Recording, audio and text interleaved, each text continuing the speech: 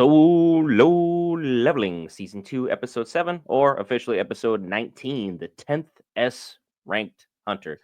Cat's out of the bag, Jin-Woo almost commits robbery, and we get some startling developments about what's going on in the human world. All that and more after this.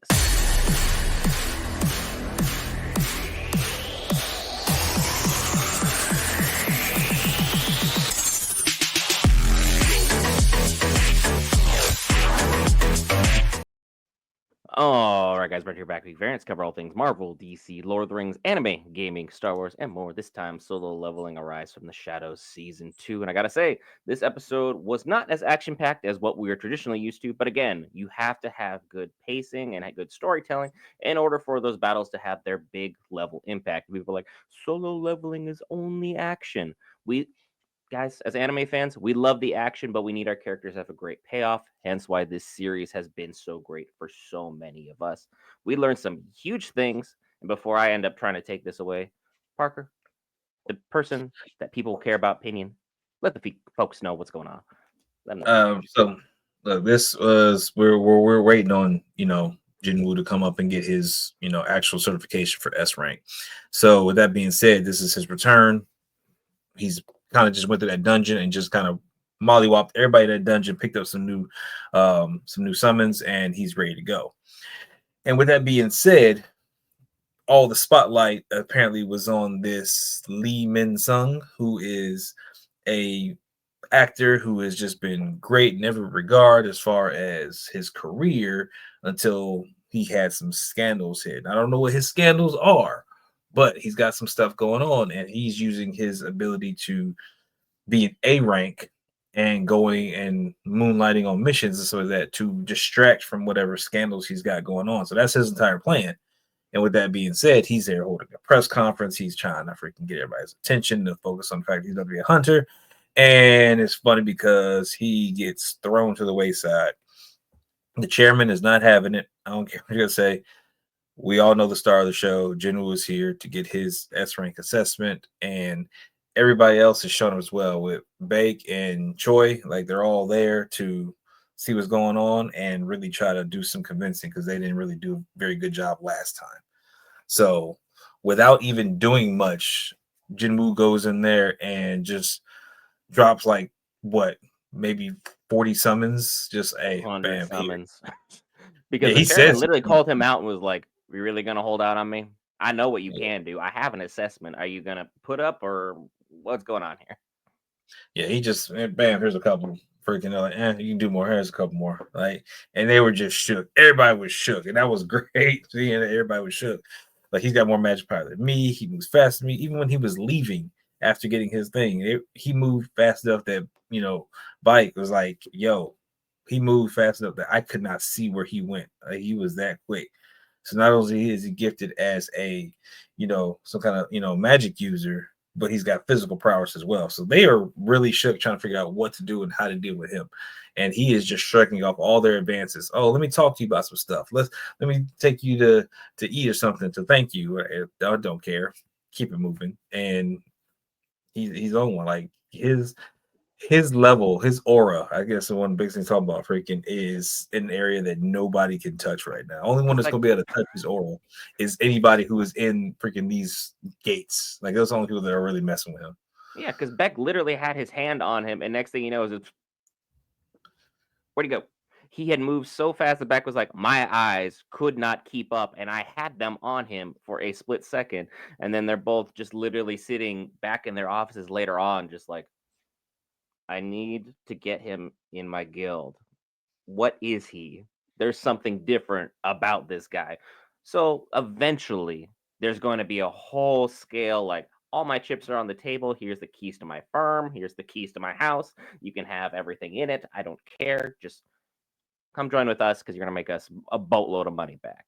That whole war will eventually happen. But let's get back into the episode. After Jin-Woo has brushed off these guild masters for the time being, let you take it away from there. He's got some shopping to do. Like he's got to get his gear up because he's trying to go back into that dungeon. Right? He's got to get the stuff to save his mom. And again, he needs new gear. So he goes in there, and I like how they had the glare over like the calculator, so that like they were not showing the full price. All you just knew that it was like sticker shock. He was like, really this much? And I love the moment where it's like, yeah, if you can break the cage, you can take it for free. And he was ready, and he didn't even swing at that thing, and that thing was already cracking. He was like, he didn't even touch it. It just like his aura is that freaking strong.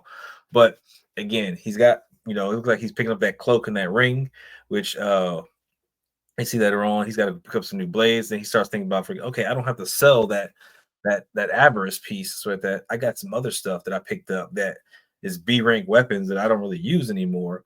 And while I bought it for like 2.1, it's selling for like 3 point.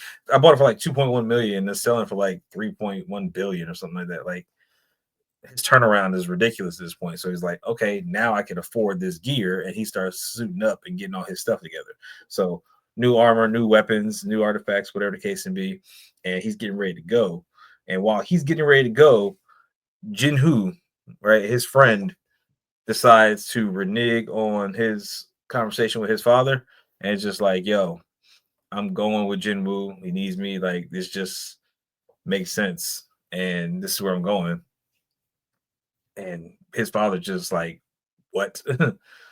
He's upset. Like I thought she was gonna bring him to us because we need him, and like you're gonna go do whatever it is that he's doing. So like I'm done with you. I don't want to deal with you. And I think that was the catalyst for him getting sick. We see that Jinwoo's father freaking ends up getting the eternal sleep disease. He's starting to have the pass out moment. So now we're seeing how it starts because we just saw Jinwoo's mother in the sleep for that. We're actually seeing how it starts. You start having these blackout moments. You start passing out, so like that. So it's just gonna be a slow roll where he's probably eventually gonna have fainting spells over and over again until eventually he's just not gonna wake up from one. Yeah, because it looks like the way that's working, or at least the way the doctor was iterating that it in fact worked, is the closer you are to people who use magic and you have no magical resistance as just being a standard human, you get weakened over time. Their magic rays hit you, they affect you. Next thing you know, boom, eternal sleep. That's all she wrote. That's kind of how they think this thing works as of now. So it's like it makes you wonder who Jinwoo's mother was around, considering we've never seen dad. So we don't really know what is up with that, like why she was already in that proximity, because Jinwoo was an E rank. Ain't no way he was at that time that he was with his mom would have emanated enough magic in order to take her down. So that's kind of something worth figuring out because we know that Jinho's dad, he's been around hunters regularly. His son is one, he ran a guild for one. Like he had options. He was running into people on the daily, and his first thought is as a human is kind of like the X-Men versus humans thing. Is like, am I as a human being cold? In regards to the fact that these hunters are now becoming more and more rampant, and they're just kind of throwing their weight around because they're the bee's knees of society. They push the needle in whatever direction you want them to, whether it's an actor or whether it's an actual hunters guild like Beck or Chairman Go's got. They are moving the needle. So there's a lot to kind of figure out involving them. But back to our main hero. Well, I think that yeah. I mean, the father definitely, I think, had an effect. He's emanating an aura so strong as well that he probably had an effect, and it was just residual. And it's something that kicked in later because we don't know how long she's been asleep. But again, that leads to certain people need to be protected, and that's why when he says, "Okay, we're getting ready to go out on a mission for like a week," him and Jinhu, so that he left stuff. He have some of his summons there to protect his sister and make sure that she's good. And I like how he did that because again, I wasn't sure how he's going to be able to utilize that. The fact is that he's going in a whole different place, but he can pull that summon out and say, stick around here. Just the one thing is, if that summon gets destroyed, he'll probably know about it because he can resummon so that, but will he be able to send something back, enough time? How many summons did he leave there? He attached one to her, it looked like. So one is attached to her, and then he sent some out on patrol, and that's kind of about it. So we'll see how that plays because I think somebody's going to come after her at some point, and she's going to need that protection. And honestly, he's got his biggest guys with him, and he made a mention of like he had three, I guess, of the At least So 3 of the each. people that were directly under Kargalgan, but he's like, Yeah, I his forgot to pick up the fourth because the fourth was in the ceiling, and then he got all swept up and everything. So those are like the officers under Kargalgan. So they ain't yeah. scrubs, but at the same time, like knowing that that S rank is still after him, pertaining to the beef he had involving his brother, that's been kind of sidelined for now. Mhm. Things are gonna pick up. Business is going to be booming, as JR would always say.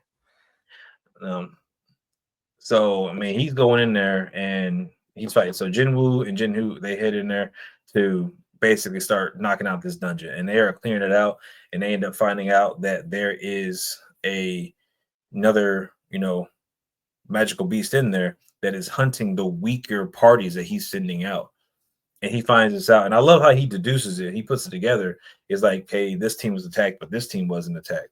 He's not as strong as this team, but they're going after Picker. So he figures it out. He goes after them and takes them out. He takes out the three that are the looks like the bodyguards of particular hunter that's taking everybody out. And I won't say hunter, the hunter as in the one who's hunting the parties, so they're The not an actual soldiers for hunter. Baron, so to speak. Yeah, but um it looks like a female beast and stuff, and it actually starts to show fear. Like you saw it shake when he came up. He's like, do they show fear? And that's one of the things. Is like, yes, they absolutely get scared because there is something going on. Like they are not ready for what it is that Jin-Woo has.